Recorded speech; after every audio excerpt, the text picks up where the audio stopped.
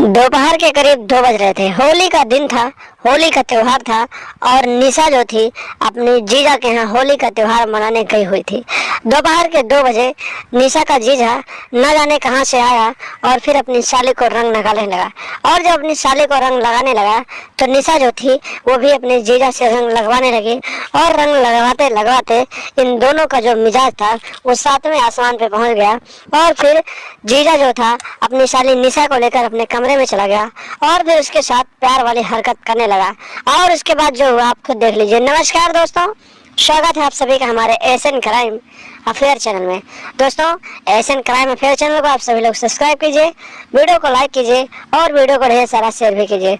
दोस्तों, जो स्टोरी है ये फिक्शनल स्टोरी है और फिक्शनल स्टोरी बनाने का और सुनाने का मकसद है कि आप लोग सतर्क रहें और सावधान रहें और अपने परिवार को सुरक्षित रखें। दोस्तों, निशा की उम्र 22 साल थी और निशा होली के त्योहार मनाने के लिए अपनी दीदी के घर गई हुई थी।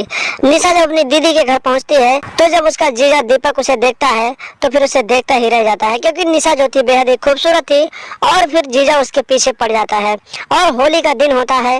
दिन के करीब 2 बज रहे होते हैं। उसका जीजा दीपक ना जाने कहाँ रहता है और शराब पीकर घर आता है। और फिर जब शराब पीकर घर आता है तो अपनी साली निशा को रंग लगाने लगता है और उसके साथ होली खेलने लगता है। और उसकी साली निशा भी अपने जीजा के साथ होली खेलने लगती है, लेकिन उसका जीजा जो होता है अपनी साली के साथ कुछ अलग तरीके का होली खेलने लगता है। और धीरे धीरे समय बीतते हैं और होली खेलते खेलते ये दोनों एक दूसरे के साथ 7वें आसमान में पहुंच जाते हैं और निशा भी अपने जीजा का साथ देने लगती है। और दीपक जो था गलत तरीके से अपनी साली के साथ होली खेल रहा था और देखते ही देखते वो उसे गोद में उठा लेता है और गोद में उठाने के बाद अपने कमरे में लेकर चला जाता है, क्योंकि उसकी पत्नी जो होती है दूसरे काम में व्यस्त होती है। और जब दीपक अपनी साली को लेकर अपने कमरे में जाता है तो फिर उसके साथ प्यार वाली हरकतें करने लगता है।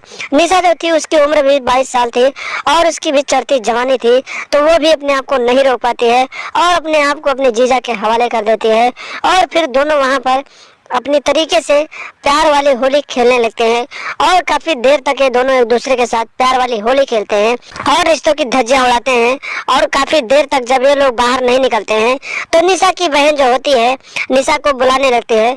और जब निशा नहीं बोलती है तो फिर उसकी बहन उसे खोजने लगती है और खोजते खोजते उस कमरे में पहुंच जाते हैं जहाँ पर निशा अपने जीजा दीपक के साथ प्यार की होली खेल रही होती है।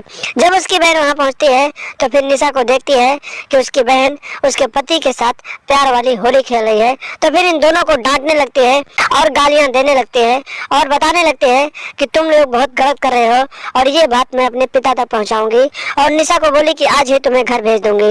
इतनी सारी बातें सुनने के बाद उसका पति गुस्सा हो जाता है और पहले ही से शराब पी के रखता है, तो वो अपनी पत्नी को मारने लगता है और मार कर उसे घर से भगाने लगता है। और जब घर से भगा देता है तो उसकी पत्नी घर से निकलती है और फिर पुलिस वालों को फोन करती है और अपने पति के खिलाफ बताती है कि मेरा पति मेरी बहन के साथ ऐसा कर रहा है। और उसके बाद अपनी बहन को भी बताती है कि वो भी उसके साथ मिली है और दोनों मुझे जान से मारने की कोशिश कर रहे थे और मुझे घर से भगा दिए हैं। मौके पर पुलिस पहुंचती है और पुलिस जीजा को हिरासत में लेती है और हिरासत में लेने के बाद उसे जेल में डाल देती है और फिर उसकी साली को उसके घर भिजवा देती है। तो दोस्तों, सावधान रहें, सतर्क रहें, अपना और अपनों का ख्याल रखें, क्योंकि ऐसे होश के पुजारी आप सबके भी आसपास हैं।